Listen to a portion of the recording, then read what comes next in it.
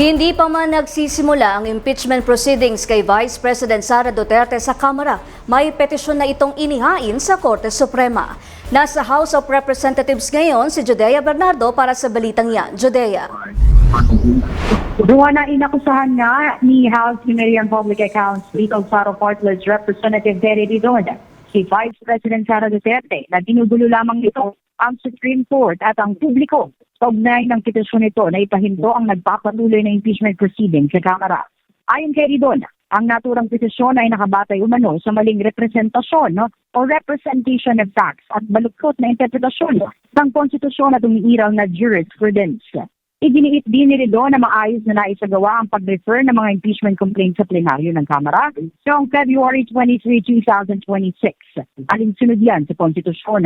Aniya malinaw sa opisyal na video ng sesyon na isinasagawa ito bilang kolektibong aksyon ng buong kapulungan at hindi lamang ng Speaker o ng Committee on Rules. Sa usapin naman ng due process, giginit ni Ridon na ang mga hakbang ng House Committee on Justice ay naaayon sa konstitusyon at umiiral na batas. Kabilang ang kapangyarihan nitong magsagawa ng pagdinig, mag-issue ng sabina at mangalat ng ebidensya. Sa kabila ng petisyon, tiniyak ni Ridon na magpapatuloy ang Kamara sa kanilang tungkuling konstitusyonal upang papanagutin ang Vice Presidente kaugnay ng mga issues sa confidential funds, hindi maipaliwanag na yaman at ang umano'y banta laban sa pangus. Mula rito sa House of Representatives, ako po si Judea Bernardo, CTV News.